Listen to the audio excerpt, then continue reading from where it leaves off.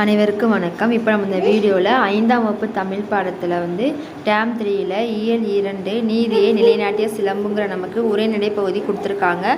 நம்ம ஏற்கனவே இயல் 1 ஃபுல்லாக போட்டிருக்கோம். மற்ற இயல் 2லையும் கவிதைக்கான ஆன்சர் போட்டிருக்கோம். அது நம்ம சேனலில் இருக்கும், போய் பாருங்கள். இப்போ நம்ம இந்த உரைநடைக்கான ஆன்சர் பார்க்கலாம். ஃபஸ்ட்டு பாருங்கள், புறாவுக்காக தனது உடலையே தந்த மன்னன். ஆன்சர் என்னதுன்னா சிபி மன்னன். அடுத்து இரண்டாவது, கண்ணகியின் சிலம்பில் உள்ள பரல்கள். ஆன்சர் மாணிக்கம். அடுத்து மூன்றாவது, அறநெறி. இச்சொல்லை பிரித்து எழுத கிடைப்பது. ஆன்சர் அறம் கூட்டல் நெறி. அடுத்து நான்காவது, கால் கூட்டல் சிலம்பு. இச்சொற்களை சேர்த்து எழுத கிடைப்பது. ஆன்சர் காட்சிலம்பு. அடுத்து கீழ்காணும் சொற்களை சேர்த்து எழுத சொல்லியிருக்காங்க. ஃபஸ்ட்டு பாருங்கள், ஆ கூட்டல் ஊர். சேர்த்தலம்னா நமக்கு என்ன கிடைக்கும்னா அவ்வூர். அடுத்து இரண்டாவது, தகுதி கூட்டல் உடைய. சேர்த்தலம்னா நமக்கு என்ன கிடைக்கும்னா தகுதி உடைய. அப்படியே பார்த்து எழுதிக்கோங்க. அடுத்து மூணாவது, சொற்களை பிரித்து எழுத சொல்லியிருக்காங்க. சிலம்பன்று. பிரித்தல் நமக்கு என்ன கிடைக்கும்னா சிலம்பு கூட்டல் அன்று. அடுத்து இரண்டாவது, செங்கோல். செங்கோல்ங்கிற சொல்ல பிரித்தல் நமக்கு என்ன கிடைக்கும்னா செம்மை கூட்டல் கோல். அப்படி எழுதிக்கோங்க. அடுத்து வினாக்களுக்கு விடையளிக்க 3 கொஸ்டின் கொடுத்துருக்காங்க. ஃபஸ்ட்டு 2 கொஸ்டினுக்கு ஆன்சர் 23ஆம் பக்கம் இருக்குது. மூன்றாவது கொஸ்டினுக்கான ஆன்சர் நான் சைடில் எழுதியிருக்கேன், அதை உங்களுக்கு நான் காமிக்கிறேன். 23ஆம் பக்கம் எடுத்துக்கோங்க. அதில் நமக்கு முன்கதை சுருக்கம் சொல்லி கொடுத்துருக்காங்க. அதில் ஃபஸ்ட்டு 2 லைன் குறிச்சிக்கோங்க. பொருள் ஈட்டுவதற்காகன்னு சொல்லி ஸ்டார்ட் ஆகுதா, அதிலிருந்து 2வது லைனில் மரண தண்டனை பெறுகிறான் இருக்கா, அது வரை குறிச்சிக்கோங்க. முதல் கொஸ்டினுக்கான ஆன்சர். அடுத்து 2வது கொஸ்டின் நமக்கு அதே பேஜில் தான் இருக்குது, எடுத்துக்கோங்க.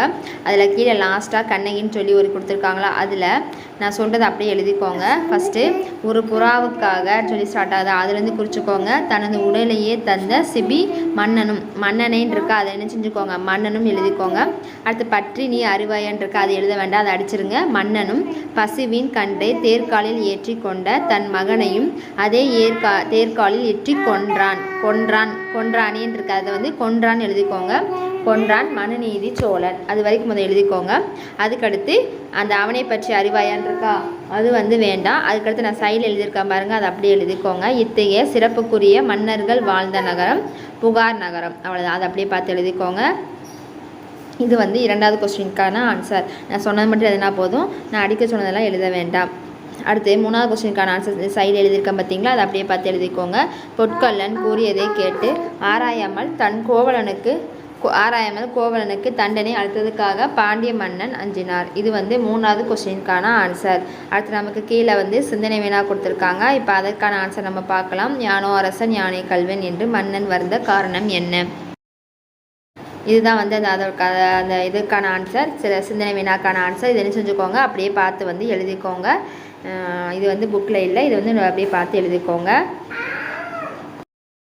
அடுத்து பாருங்கள், நமக்கு ஒரு உரையாடல் கொடுத்துட்டு அது கீழே கொஸ்டின் கொடுத்துருக்காங்க. இது என்ன செய்ய சொல்லியிருக்காங்க, ஓரிரு வார்த்தைகள் சொந்த நிலையில் எழுத சொல்லியிருக்காங்க. இது அப்படியே பார்த்து எழுதிக்கோங்க. பாண்டிய மன்னன் கோவலனை கல்வன் என்று தவறாக கருதியதும் கண்ணகி தன் கணவன் நிரபராதி என்பதை நிரூபிக்க முற்படுவதும் இந்த உரையாடலின் மைய கருத்து ஆகும். இந்த 4 லைனை அப்படியே பார்த்து எழுதிக்கோங்க.